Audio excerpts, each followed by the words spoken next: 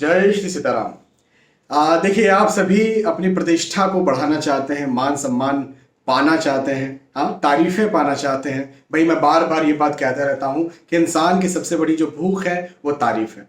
और तारीफ या मान सम्मान या प्रतिष्ठा कब मिलती है, जरा मुझे बताइए, कब मिलती है? तीन वजहों से मिलती है। वैसे तो दो वजह मुख्य हैं। कौन सी दो वजह? या तो किसी के पास नॉलेज होगा, ज्ञान होगा, ज्ञान का भंडार होगा किसी प्रकार से, स्पेसिफिक हो सकता है एक क्षेत्र में, हो सकता है सारे क्षेत्रों में, लेकिन वो नॉलेज रखता होगा या रखती होगी, तो आप उसका मान सम्मान या प्रतिष्ठा उसकी करेंगे या उसकी तारीफ करेंगे। दूसरे नंबर पर धन, पैसा। पैसे वाला भी जो है उसकी भी तारीफें होती हैं। कई बार तो ये भी होता है कि पिताजी बहुत बड़े व्यक्ति हैं और उनके सुपुत्र हैं, उनके बारे में आप उनकी काबिलियत, उनके ज्ञान के बारे में आप बहुत कुछ नहीं भी जानते हैं, तो भी आप उनकी इज्जत करते हैं। यदि कहीं आपके सामने वो आ गए तो आप उनकी इज्जत करेंगे। मुकेश अंबानी के बेटे, आपको बहुत ज्यादा स्किल्स उनके बारे में पता नहीं है, लेकिन यदि आपके सामने वो आए तो आप बड़ी इज्जत उनकी करेंगे। हाँ, तो आपको उनके ज्ञान के बारे में नॉलेज नहीं है, लेकिन उनके पिताजी का पैसा है, इस वजह से आप इज्जत करेंगे।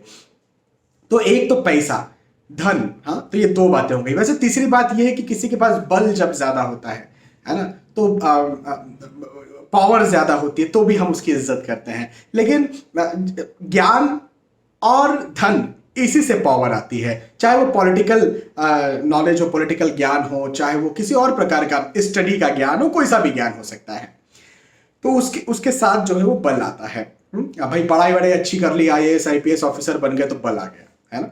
तो ये बात है। तो ज्ञान और धन, ज्ञान और पैसा, ये दो चीजें जो है वो तारीफ करवाती है। अब क्या होता है कि आज हम पैसे की बात नहीं करेंगे, पैसे की, धन की बात हम कभी और कर लेंगे। आज हम बात करने वाले हैं ज्ञान की। ज्ञान यदि सचमुच में आपके अंदर है तो निसंदेह आपकी प्रतिष्ठा, आपकी तारीफ तो होती ही होती है। अभी ज्ञान को बढ़ाने के लिए क्या करना चाहिए? कुंडली में क्या ऐसा किया जाए, क्या उपाय किया जाए जिसके माध्यम से ज्ञान बढ़े? तो पहले यह समझना पड़ेगा कि कुंडली में ज्ञान के कारक है कौन, नॉलेज को रिप्रेजेंट कौन करते हैं सार्वजनिक तौर पर? तो वो करते हैं गुरु महाराज, बृहस्पति देव, जुपिटर। तो हमें जुपिटर को अच्छा करना होगा या फिर कहें मजबूत भी करना होगा। तो कहीं यदि कुंडली के बृहस्पति, गुरु, जुपिटर अच्छे या मजबूत हो गए तो निसंदेह ज्ञान में वृद्धि होती है। अब मैं फिर दोहरा देता हूं, अलग अलग प्रकार के अलग अलग ज्ञान हो सकते हैं। आपको मैथमेटिक्स का ज्यादा नॉलेज हो सकता है, आपको साइंस का, बायोलॉजी का ज्यादा नॉलेज हो सकता है, आपको एस्ट्रोलॉजी का ज्यादा नॉलेज हो सकता है, आपको पॉलिटिक्स का ज्यादा नॉलेज हो सकता है। अलग अलग प्रकार के अलग अलग नॉलेज या अलग अलग ज्ञान हो सकते हैं। लेकिन जो भी हो, जो भी नॉलेज हो, वो जितना ऊंचा स्तर पर जाते जाएगा उतना आपका ज्ञान बढ़ते जाएगा, और जितना ज्ञान बढ़ते जाएगा उतनी आपकी प्रतिष्ठा, आपका मान सम्मान भी जो है बढ़ता जाएगा, जब दूसरे उसे देखेंगे या महसूस करेंगे। तो मैं चाहता हूं कि बृहस्पति आपकी कुंडली में अच्छे हों, और अच्छे बृहस्पति को पाने के लिए या बृहस्पति को अच्छा करने के लिए क्या किया जाना चाहिए? तो सबसे पहली बात तो यह है कि हमारा शास्त्र ये कहता है कि जैसा होगा अन्न वैसा होगा मन। बृहस्पति देव जो है वो सात्विक चीजों को बहुत ज्यादा पसंद करते हैं, सात्विक चीजों को। तो जब भी हम अन्न खाते हैं, जब भी हम जो भोजन करते हैं, तो वो भोजन सात्विक हो, इस बात का ध्यान रखा जाए। सात्विक भोजन में क्या होता है? सामान्य रोटी होती है, सब्जी होती है, प्रोटीन से भरपूर दाल होती है, अलग अलग प्रकार की दालें हो सकती हैं, राइस हो सकता है। सात्विक जो आहार है, दही हो सकता है। जो प्रकृति से जो चीजें मिलती है उसको बहुत ज्यादा मॉडिफाइड ना किया जाए, बहुत ज्यादा मॉडिफाइड ना किया जाए, और उन चीजों को खाया जाए। जितना कम मॉडिफाई कर सके, जैसे अंकुरित अनाज हुआ, है ना, या फल फ्रूट, डायरेक्ट फल फ्रूट जो होते हैं, या फल फ्रूट का जूस। अब जूस वो नहीं कि आप जहां बाहर पीने जाते हैं उसमें शक्कर भी मिलाते हैं और क्या क्या चीजें मिलाते हैं, अपना बर्फ वगैरह मिलाते हैं और उसके बाद आप पीते हैं, वो जूस की मैं बात नहीं कर रहा हूँ। जूस जो आप अपने घर में बनाते, बिना शक्कर मिला और बिना कोई एक्सटर्नल कोई चीज़ों का मिला, या डायरेक्ट फल भी खाते, तो जो चीज़ें सात्विक हैं, जो चीज़ें सीधे प्रकृति से हमें मिलती हैं, मदर नेचर से हमें मिलती हैं, एक तो वो बात हो गई। अन्यथा कुछ चीज़ें ऐसी भी है जो हमें मिलती है लेकिन हम उसे मॉडिफाइड करते हैं। जैसे भाई, गेहूं तो हमें मिला लेकिन उसका हमने आटा बनाया, आटे की रोटी बनाई, ये भी चलेगा, हमारे शास्त्रों में ये खाने की भी अनुमति है, तो ये भी चलेगा। लेकिन नॉनवेज, अंडा, शराब, है ना, सिगरेट, ये सब चीजें जो हमारे अंदर हम डालते हैं, ये ऑब्वियसली सात्विक नहीं है, ये मादक चीजें कहलाती हैं। और ये मादक चीजें यदि हैं तो निसंदेह इनसे बृहस्पति जो है वो कमजोर होंगे या खराब होंगे। अब आप एक तर्क जरूर मुझे दे सकते हैं कि बहुत से लोग हैं जो नॉनवेज अंडा खाते हैं और बहुत आगे बढ़ते हैं। तो आगे बढ़ते हैं, इसमें अलग तथ्य भी आते हैं। अलग तथ्य कैसे? पहली बात तो ये कि ये जो चीजें हैं ये राहु को भी मजबूत करती है। अब राहु यदि मजबूत हो गए और किसी की कुंडली में राहु अच्छे हैं तो निसंदेह वो उसको बहुत ऊंचाई पर पहुंचा सकते हैं, पहली बात। दूसरी बात ये कि हो सकता है कि उनकी कुंडली के बृहस्पति कहीं ऑलरेडी बहुत अच्छे बैठे हों और वो ये सब करते हो, तो मान के चले 100 बृहस्पति अच्छे बैठे हैं, ये सब करने पर बृहस्पति 100 से 90 भी हो गए तो भी उनको उतनी हानि नहीं मिल पा रही है।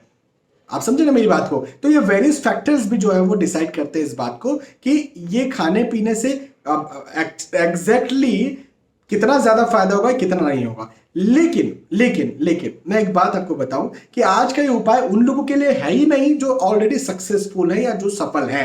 आज का ये उपाय तो उन लोगों के लिए है जो ज्ञान पाना चाहते हैं। ज्ञान, मैं ज्ञान की बात कर रहा हूं।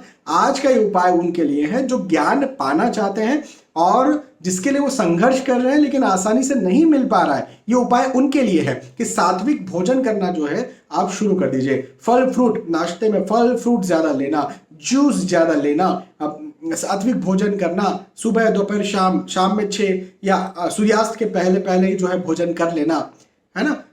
16 घंटे का जो उपवास कहा जाता है वो हर दिन करना। 16 घंटे का उपवास क्या होता है? इंटरनेट पर आपको ढेरों सारे वीडियोस मिलेंगे, मैं आपको बता देता हूं।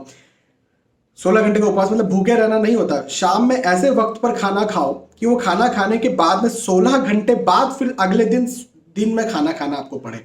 हाँ, इस प्रकार का खाना खाना 16 घंटे उपवास है। तो इस प्रकार की जो सात्विक जो चीजें होती है, एक बहुत अच्छा चैनल है, मैं वीडियोस कभी कभी देखता हूं। एक सात्विक मोमेंट करके बहुत अच्छा चैनल है, वो सात्विक किस प्रकार से खाना खाया जाए वो बताते हैं।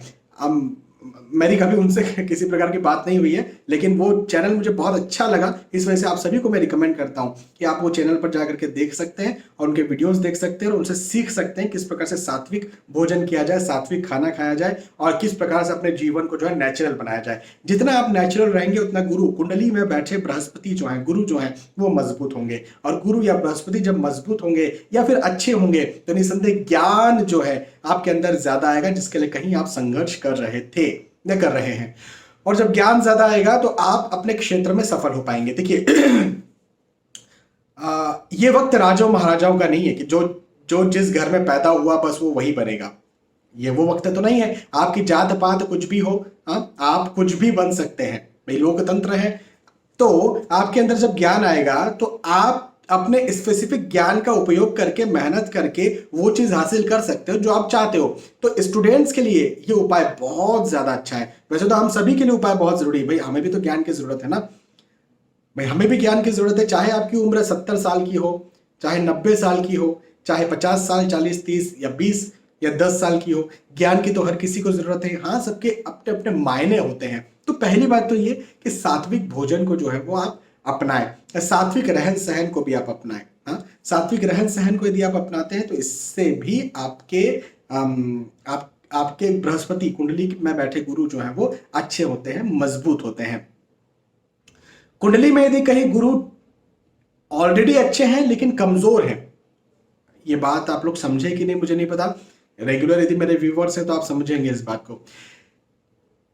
गुरु तो अच्छी जगह पर प्लेस्ड है लेकिन उनके पास बल नहीं है कि वो अपने अच्छे फल दे, डिग्री वाइज कमजोर है।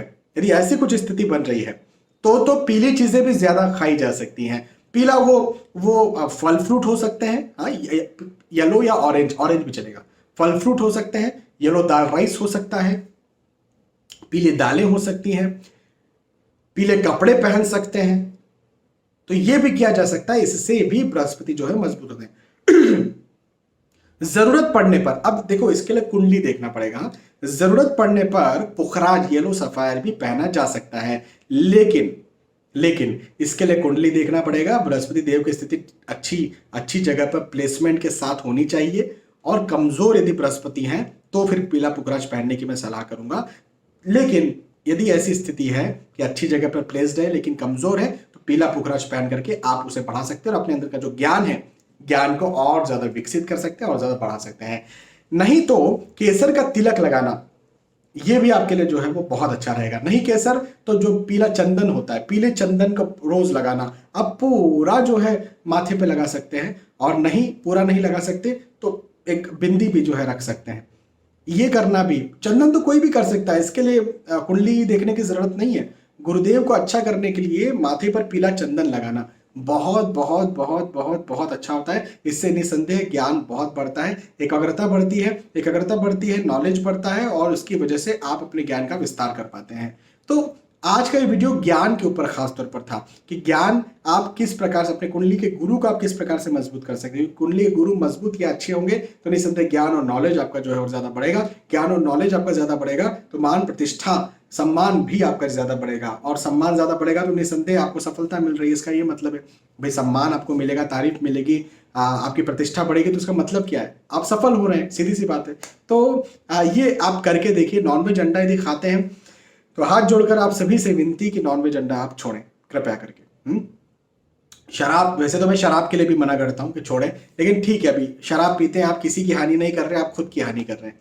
लेकिन नॉनवेज खा करके खुद की तो हानि कर रहे हैं, लेकिन बेचारे किसी जीव को जो बोल नहीं सकता है, उसको काट करके और फिर उसके बाद आप खा रहे हैं, तो कितनी राक्षसी प्रवृत्ति। हाँ, माफी चाहूंगा, बुरा लगेगा लेकिन है। तो प्लीज छोड़िए आप। बहुत बहुत धन्यवाद, फिर मिलते हैं, तब तक के लिए आज के इस वीडियो में आपसे विदा चाहता हूँ। जय श्री सीताराम।